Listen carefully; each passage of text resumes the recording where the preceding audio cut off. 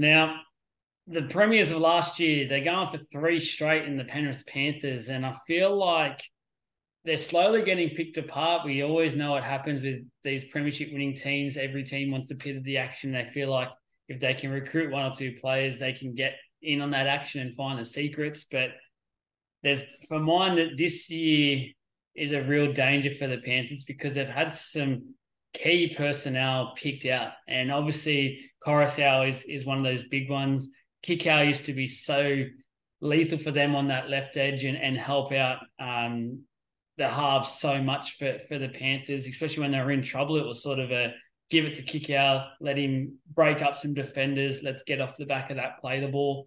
Then you got players like Katoa, who didn't really get a look in last year, but I think the fact that they had him in the wings for depth reasons was so key for them, and they lost O'Sullivan as well. We talked about it last week but Hopgood is going to be a talent, which I know they was a talent that they didn't want to lose. They've got some sort of the only real signings Luke Gardner from the West Tigers. They do have Tyrone Peachy back, but I don't think he's going to figure too much in that side, especially at full strength.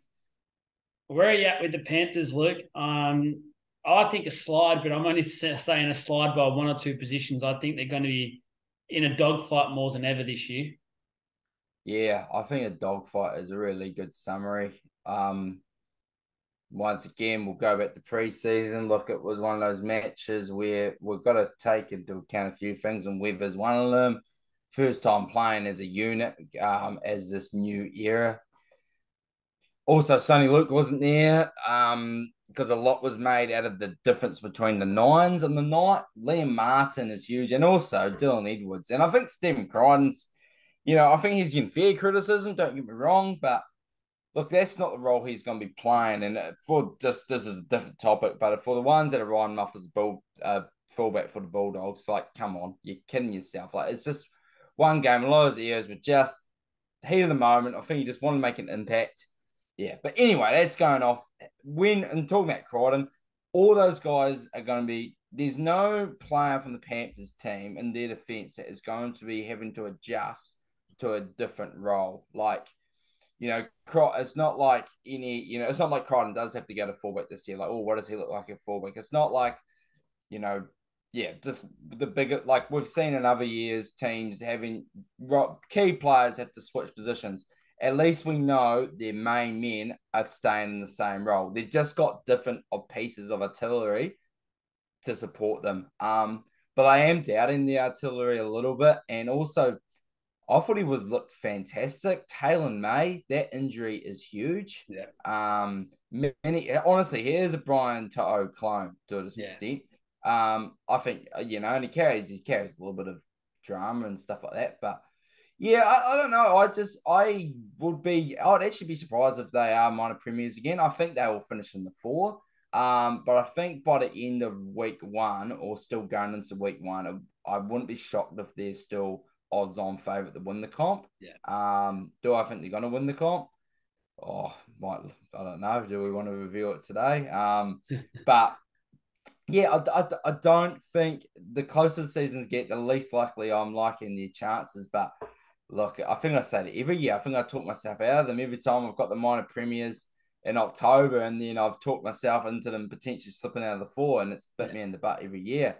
So yeah, I don't know.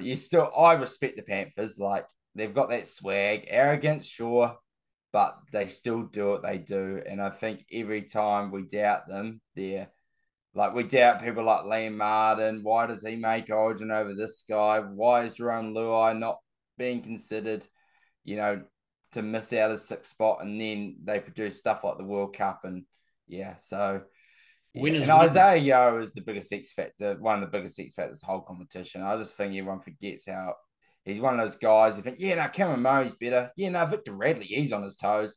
And then you watch Yeo play and you go, jeepers, this guy's numbers don't really speak for his value. So Panthers are definitely still going to be contenders, but they are going to miss their X factors for sure, man, for sure. Yeah, I agree. I think one thing with the Panthers, for mine, like the last 2 years, they've been so above the rest of the pack they could have played 8 out of 10 games and still won games quite Yeah. easily and not broken a sweat. Now, what I think's happened is this year they're going to be back with that pack, and you got to think about, is the rest of the pack, have they improved as much to get to them and scare them? Now, I only think probably two or three teams have, or two or three teams will scare them. So I feel like, as you said, they're still a top 2 to 3 side in my opinion. Where I'm very concerned at is the loss of Coruscant at hooker. Now, the hooker is probably the top 2 positions on the field at all time. Maybe the most important a lot of people view it as. And when you go back in the history books, I feel like every grand final winner has had a standout hooker who's always there and leading from the front. I'm very concerned with Mitch Kenny if he can do that and take off the pressure for the halves. Now, I've got no doubt, as you said, the halves are 2 of the best players in the world at the moment in the game, but they have always had a very direct and very on the ball hooker, and that's at rep level and that's at club level as well. They'll now have someone who isn't that quality. Like, you just got to call a spade, and just he's not there at the moment. Can he get there? I'm not too sure. I think it might be a stopgap solution. I wouldn't be surprised if they're in the market over the next year or so for another hooker. But that is definitely my concern. The other concern is depth in the halves.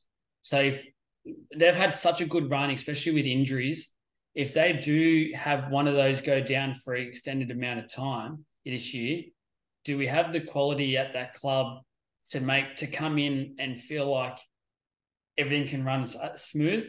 They've lost 2 first grade players now in Katoa and O'Sullivan who would have done that, and you would have gone, yeah, they'll just keep going.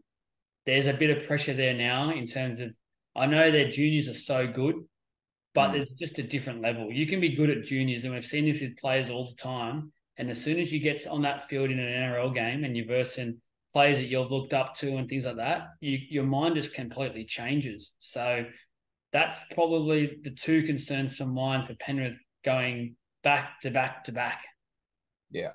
And that's fair, right? And look, I come out with this hot take. I think Coruscant is a huge loss. And I think any other year, it's the biggest loss in the whole competition. Mm. I think I'm a Sonny Luke guy. I do really value him. And I think by the time the season gets on, I think he'll get used to playing that pace. It's definitely not going to be the same as Epicoso, but I think Kickout's the huge loss, man. I think he's the biggest. I honestly probably would change my mind 10 times a day on it. That just shows how much of a league fan I am that I'm thinking about this so much. But Kickout, for me, I think he's a bigger loss. I just think, and I think it's because he impacts. Like, I still doubt Luai at times. I just do. And then the edge, it's just such a youthful team. And I think having Kickout being your bodyguard, your connector on one side is so valuable. And yeah, I just think it's less about Coruscant's impact or Kickout's impact, and it's more just the guys, the partnership that he's got with the others. I just had been so impressed by Kickout. Yeah, but I know that's one of those things like, oh, how can you pick a second row being the bigger loss than the hooker? And I think Coruscant is tremendous. But I just quite like Sonny Luke, and I think they'll get. I just think they can replace his value. I think Kickout's value is a little bit underrated. Yeah. But this is a hot take, and I could be very much proven wrong. And in the Super League game, yeah, you're seeing his value lost completely. But yeah, I'm just thinking Kickout is going to be a huge loss for them. Yeah, no, I agree.